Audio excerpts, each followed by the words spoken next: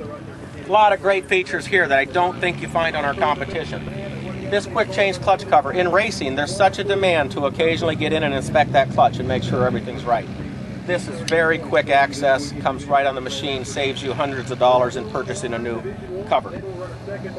As you look at the simple design here, and even the open frame design, you can see that just 3 bolts here, a lower mount here, and your swing arm pivot with no upper stay, this engine literally comes out in minutes. And without the aluminum, the large members of aluminum framework, with this chrome moly tubing and minimal cross braces, minimal size in tubing and support, we have so much room to work and service this bike that things can be done in short order. So we're pretty happy with the design, we're pretty happy with the serviceability. Overall, it's been well thought out. I have to come back through and show you that even these Nerf bars that we see here that generally have to be purchased aftermarket are installed at the dealer for the consumer right off the bat, OE. Foot pegs. You know, some of this stuff we take for granted, but this is money that you'll spend in the aftermarket industry on a typical competition machine. And we have the raised edges, and we have the serrated foot pegs, and we have the wide design for support. It's pretty much ready to go. I don't think you have to put money into this machine in many of the areas that you've had to in the past. The heel guards, that's a mandated item that has to be on all the four-wheelers, but we do have some HEQ parts, hard equipment parts from KTM. You can go into our catalog and you could actually order a different style set of Nerf bars that have the aluminum heel guards if you wish. So just let you know where we go there. We even have aftermarket exhaust system, but we're quite happy with the performance and the flow of this exhaust system. The decimal level is very, very low compared to some of the aftermarket exhaust, but yet the flow and the performance is outstanding. A racer could literally race this on a Pro-Am level with this exhaust system. And as we come down through the side, I like to point out things like this. Even our brake master cylinder, it alone doesn't have the plastic reservoir and the hoses that extend upwards for the fluid reservoirs. We are all self-contained in one unit. We only have 2 bolts mounting here. You could literally, in any kind of an event, or if you had any concern, you could literally remove the 2 bolts here and the 2 bolts on the caliper, leaving the line intact, pre-bled system, and actually install a whole system in about 2 minutes. It's really straightforward. A few things that I take for granted, because a lot of the people that have ridden KTM products in the past are used to this kind of quality. But for instance, this rear brake, notice the quality here. We see our competition with many steel brakes on the outside of the frame where it rubs on your boot. Ours is placed inboard, it's made of aluminum, and it not only has an adjustment down here for pedal height, but then it has an adjustment up here at the master cylinder for the actual feel or the play or the free play condition that a rider might want before it actually starts applying the brake.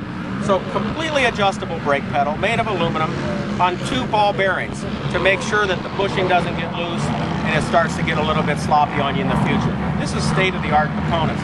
And I like to highlight that brake pedal because just that one part is a small example of all of the care that's been taken and put into this bike. I'd like to drop this down just a little bit lower for you and show you our no tool air cleaner design. That's excellent for cross-country racing where you could actually swamp the bike in some deep water, or in desert racing where you could be racing maybe Baja 1000 and you hit a nasty soot bed and you just know that your filter is robbing some of your power. The filter can be changed trackside without the assistance of a pit crew. Okay guys, this is really a nice feature. Hopefully I'm not too close to you here where you can't get the video, but we just have a flip lever here underneath. And again, there'll be just a little bit of dirt from our 2 days of riding, but it's not too bad. And you set your seat aside, and I really have to take a moment before I take it apart. And if you could zero down in, you can see that we have this high intake snorkel design that really keeps a lot of the dust and soot and mud and any kind of water, if you're traveling in high water and off-road conditions, from going into the intake and the air filter. So we're pretty happy with that, but I want you to know we took it just quite a bit further. We actually took the seat pan and designed a box here so that the air intake sits up inside here. So all of the water and mud has to travel up and do like a 180, kind of on the concept of an old oil bath system where you had to go around a corner. Kind of throws the dirt away, keeps everything from entering the system. We've even added shields here on the pan for during pressure washing or high mud conditions. It keeps the water and the mud from actually getting to that area. So again, a lot of care taken to make this work. This is where simply no tools. You put a little pressure here after you pick up on your corners, and your air cleaner is exposed to you that quickly. If for any reason an individual wanted to run without the intake boot, thinking that it was a little restrictive, that's easily removable. And as you can see, the no tool air cleaner change is really just as we say, that simple. And that is a great feature in its own. You know, a racer changes a lot of air filters in his career, and this is just one thing that makes it a little bit easier for him. Okay. Back into place and make sure everything's seated properly. And really, the rider is right back on the track within minutes with a pre-oiled air filter and everything in good order. That's your air cleaner change, okay? This is a good chance to really view our new engine. It's the new Toucan SX, revs much higher, has a shorter stroke than our previous XC power plants. The revs are quick, the response is very fast, like between double jumps, and we have the ability to rev much higher with the titanium 4-valve system. So overall, very good. Now that brings me to a comment about the engine. We even have a programmable CDI. And what's simple about this machine is we kept it very simple. I like to refer to it as almost a very simple naked design, where there's just nothing more than what's absolutely necessary to make it competitive.